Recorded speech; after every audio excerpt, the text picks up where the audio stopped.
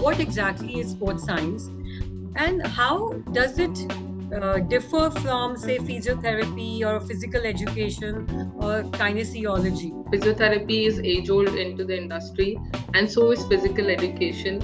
Science domain in when we compare physiotherapy or physical education.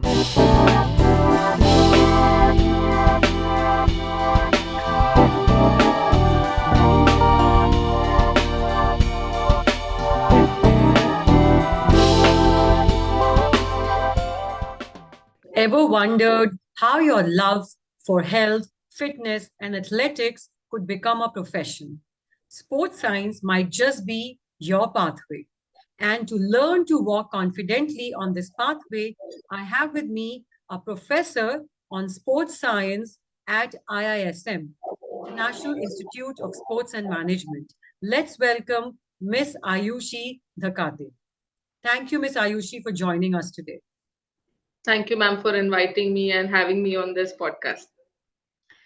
So, Ayushi, let me begin this podcast by asking you what exactly is sports science and how does it differ from, say, physiotherapy or physical education or kinesiology?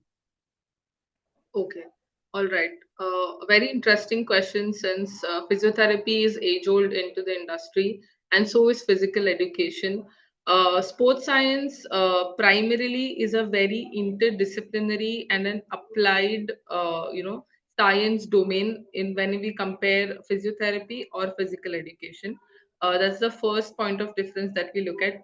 So we can say it's an applied science on the sports that different people are playing. When you look at physiotherapy, the main focus of physiotherapy has always been treating injury, rehab, and there are a lot of protocols that are involved. There's a licensure that is involved when you are a physiotherapist and you want to deal with patients, right? So that is the clear demarcation between a physiotherapist and somebody who's going to be a sports scientist. So, it brings me to my next question. Um, how is the role of sports scientists evolving in today's world of elite professional sports, fitness, and healthcare? Right. So, what you're essentially looking at over the past 10 or 20 odd years, we have seen all the sports team getting associated with sports scientists in different capacities. So, we have different, point where a sports scientist could help. Now, we are a data driven kind of in a data driven kind of an era where we want to see numbers, we want to see performance being assessed with the help of, say, wearables, or it could be even for that matter, could be as simple as assessing performance before an intervention done by a sports scientist versus after what happens when a sports scientist has ventured in and done some corrections, and what is the post data that we look at when somebody has given the right kind of instructions or help with respect to what kind of sleep do they need to have, what kind of training do they need to have, what kind of nutrition do they need to have, what is the psychological state of a mind of an athlete. So if you look at all the teams right now, not all the teams across all the sports, but majorly if you see cricket, a lot of sports scientists like SNC coaches, sports psychologists, sports nutritionists are involved with the team, so that they can get the best kind of an help from the point of view of increasing or improving their training.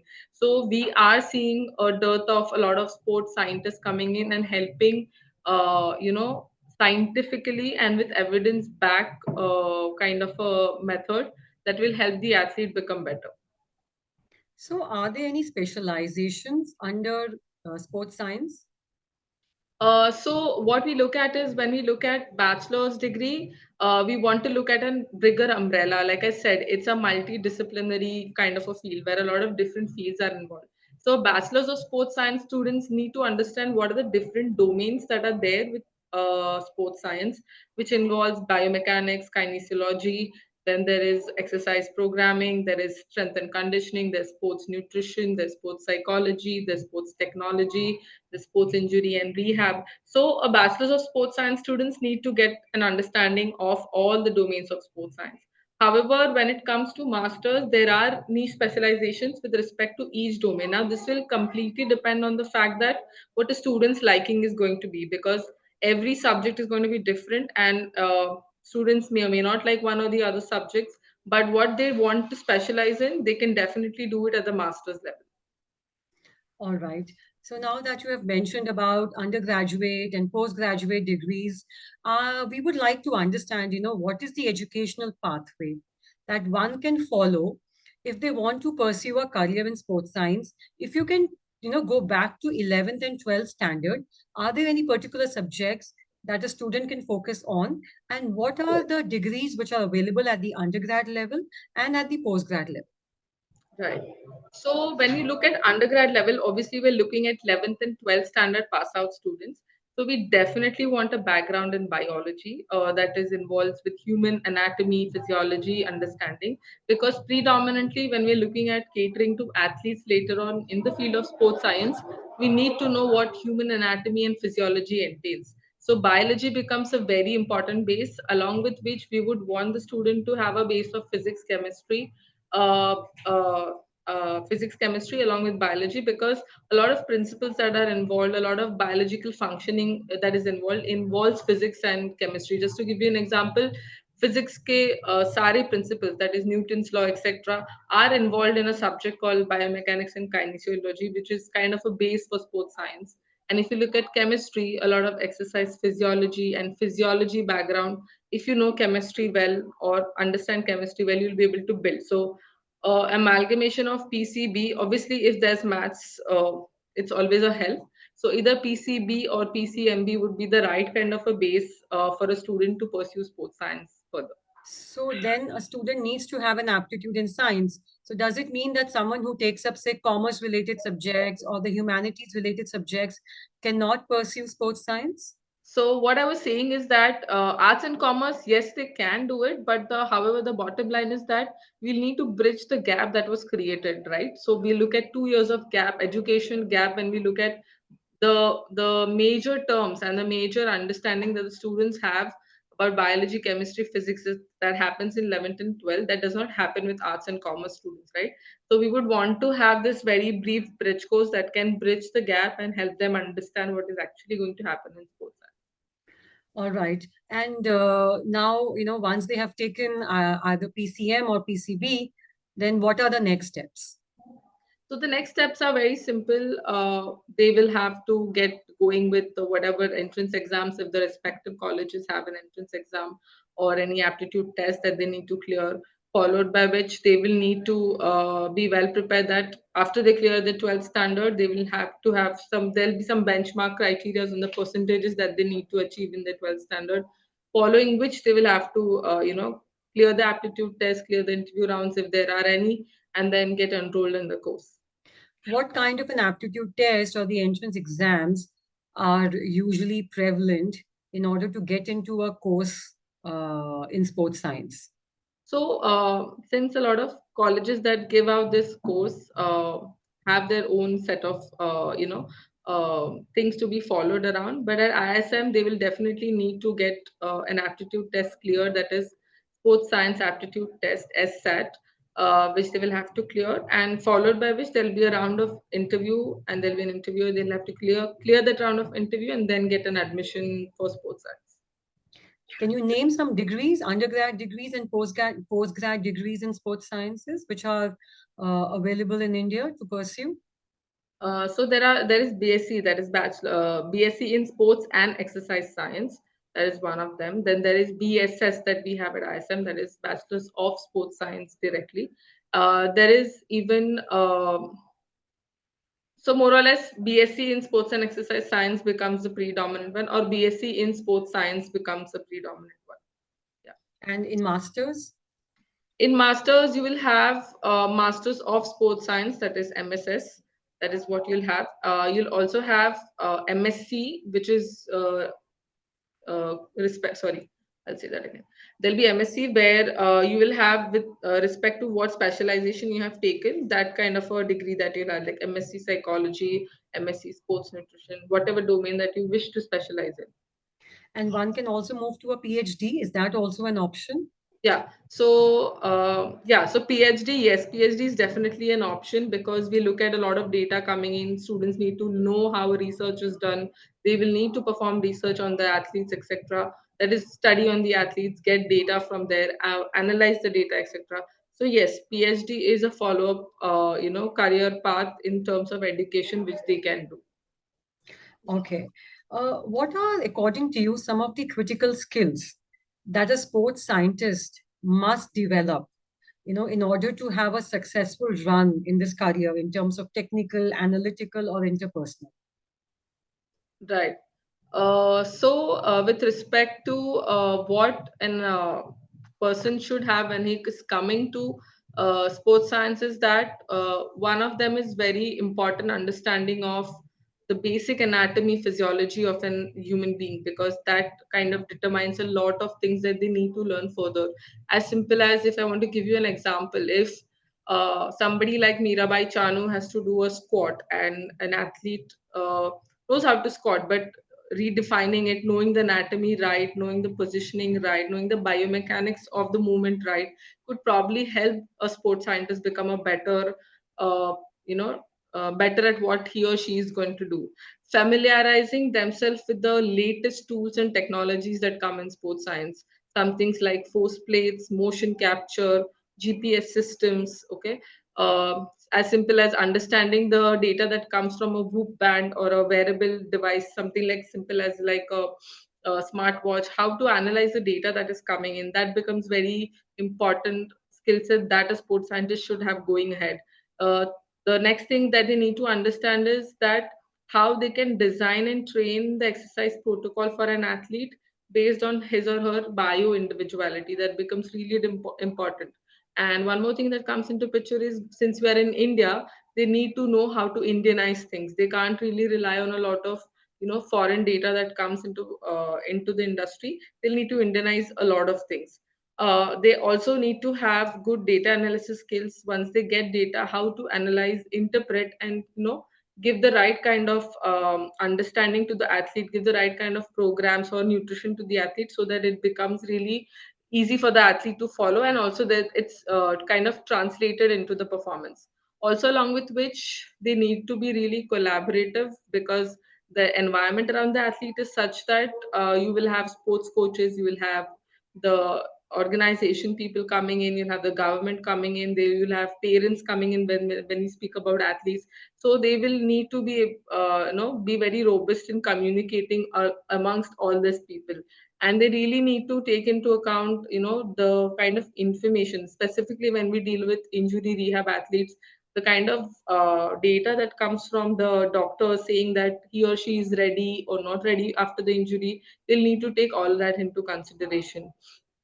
Other than that, a sports scientist, because we're saying he's a scientist, he needs to be always curious. He needs to ask the question of why, how, and why is it happening this way, how can I be of help, etc. So these are some basic qualities that a sports scientist should have, so that he or she can progress ahead. All right. So, how can a high school student build these skills and work on his foundation if he has an aspiration to pursue a career in sports science? Because an early start is always a better start. So, right. So, what I have noticed is that in the students, they really themselves are into sports. For example, they themselves are athletes. So, who better knows the pain or the troubles of an athlete than the athlete himself, right? So, if they're an athlete, it's an added extra edge for these students, because they really know what needs to be catered to, what is required, etc. So, being an athlete. The second thing is always being curious about what they're exactly doing, right? A lot of athletes perform drills or stuff, drills or things just by taking in instructions, but nobody asks the questions, why am I doing this particular exercise? Why am I supposed to do it this way? Why am I supposed to eat only this? Why am I supposed to do only that? Right? So that kind of puts an athlete who's trying to become a sports scientist to become more vigilant and to understand what he or she exactly needs to do. So the idea is that a lot of these career options that comes into sports are people who have wanting to become athletes, but somehow due to an injury or due to certain financial constraints have not been able to progress ahead in their sport. So Oh, how they can contribute to the sport is that if they know what the sport they're playing is, they want to contribute, they'll probably be able to do better. understood. Makes sense. So, what does a day in a life of a sports scientist looks like?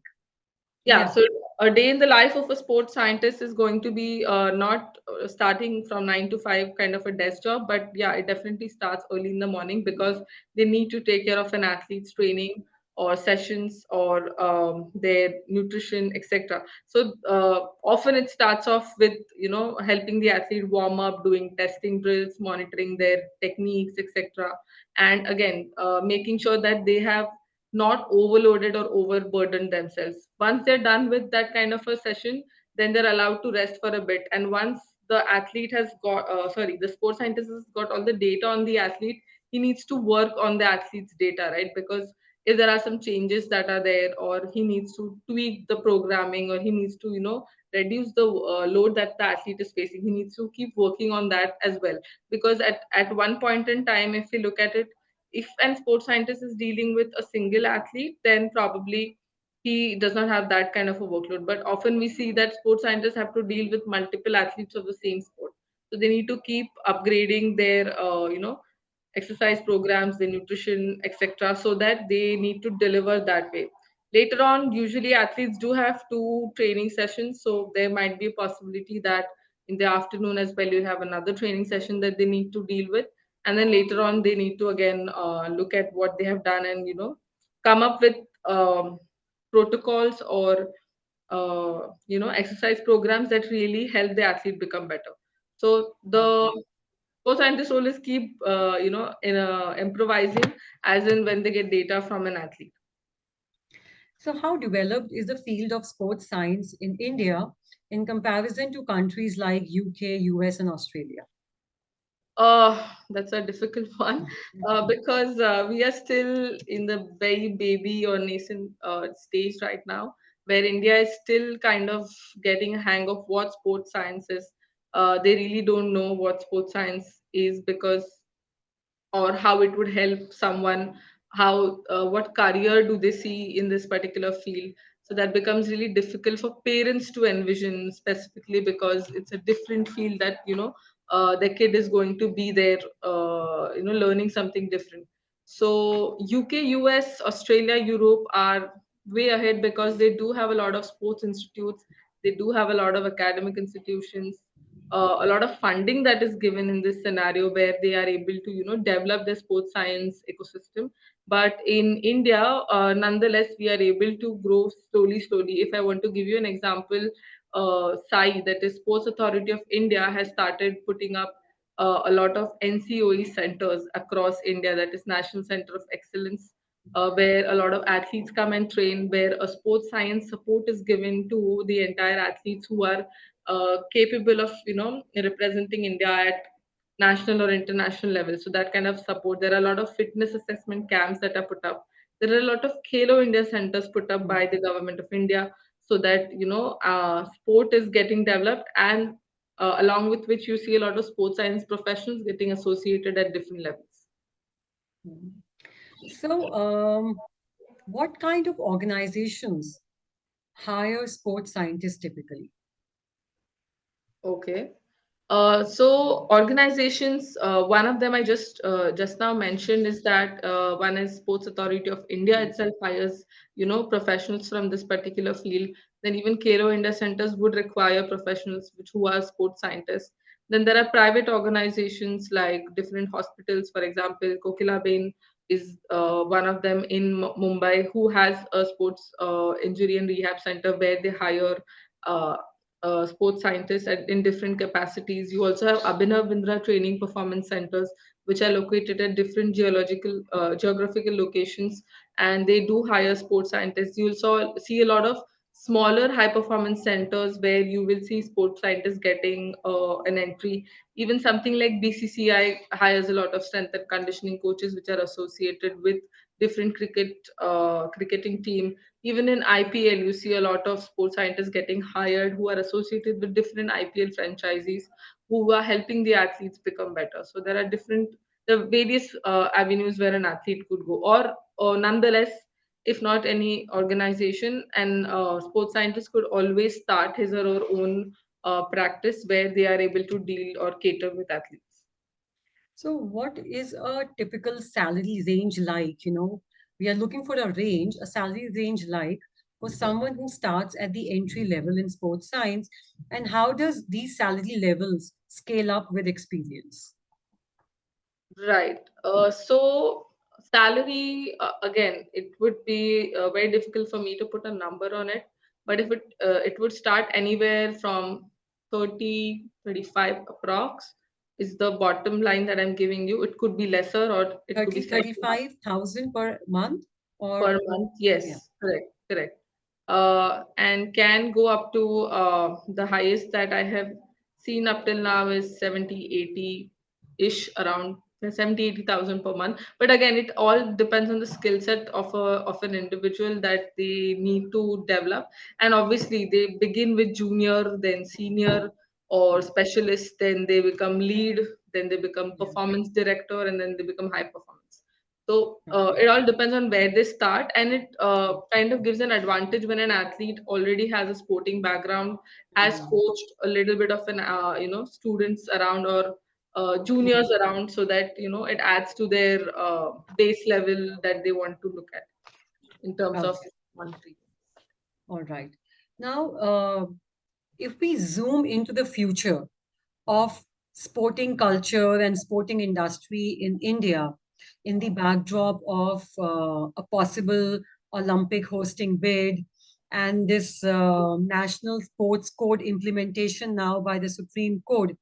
According to you, a student who decides to take up sports science in the present age, will he have an early mover advantage?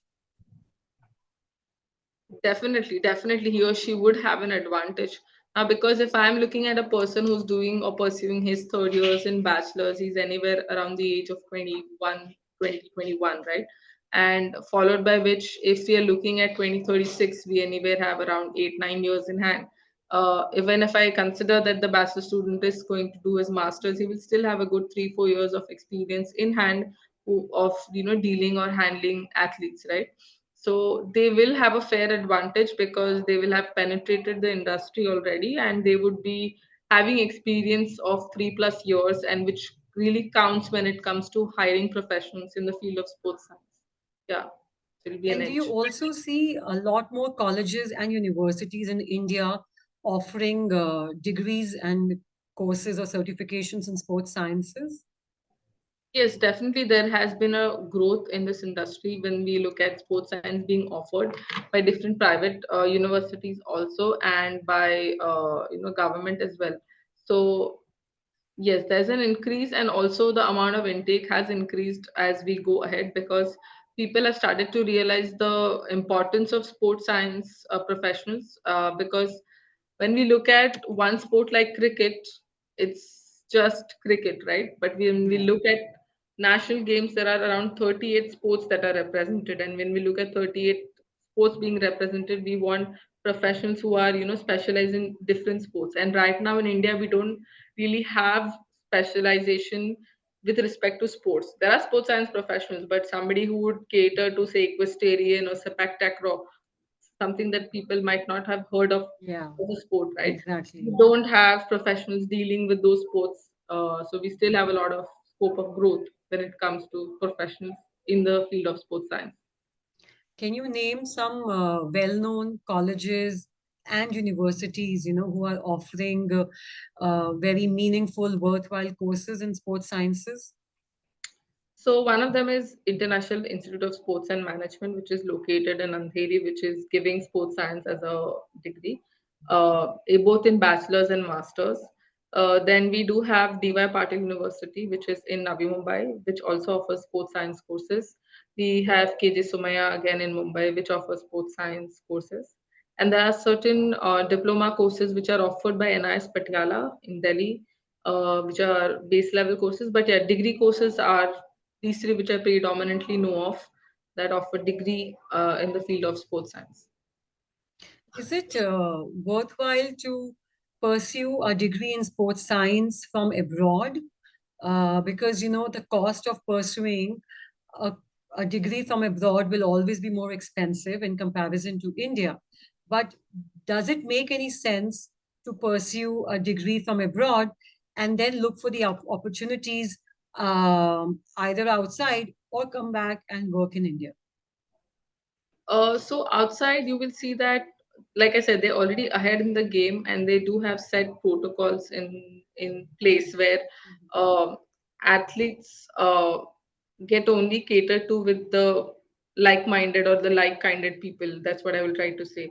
A lot of Mhm. Indians have percolated down in the foreign or Western countries, but however, if we want India to be at the top of the game and we want more representation at the Olympics, right. So I would want that the sports science professions who are coming into the industry to stay in Mhm. India and learn it the Indian way, because we know the challenges that the Indian athletes would face, and we would be able to better cater to it if we are in India and pursuing these degrees in India.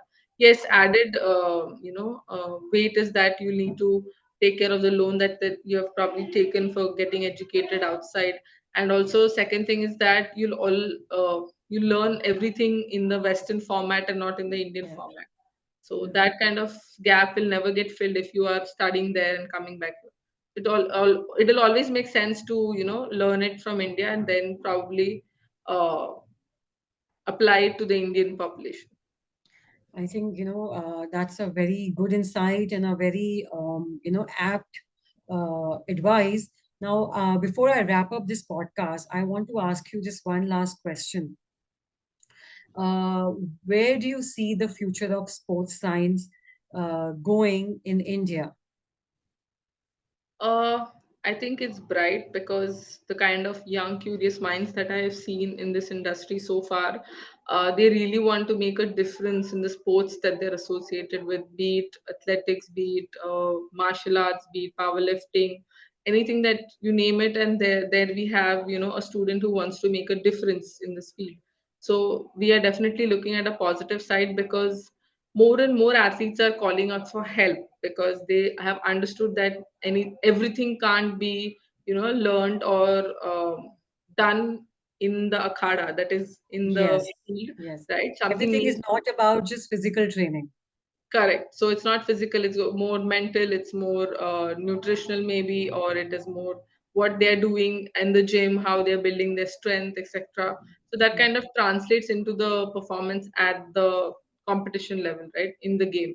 So, nonetheless, with this, the major challenges that, sports science is going to face is that funding or infrastructural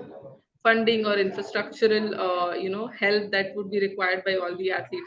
But still India is taking steps ahead so that all the athletes get enough help so that they can represent India at the international level. So do you think it is going to be another sustainable, fulfilling career in the long term if someone takes up sports science? Definitely it would be because if there's a simple mindset that a sports scientist should have is that he needs to uplift the sport that he's into, right? If he has that kind of an understanding and he has that love for sports, I think these two things will take him to the next level and uplift sports in totality when it comes to we look at India as a sporting nation. Great. Thank you so much, Miss Ayushi. You have given some very, profound snippets of wisdom around sports science. And after listening to your podcast, I'm sure a lot of students would be encouraged to take up the sports science as a career. Thank you so much for your time and expertise once again, Miss Ayushi. Thank you so much for having me on this, and I hope I have made a little bit of a difference in the students, in the people who would want to pursue a career in sports science. I'm sure you have.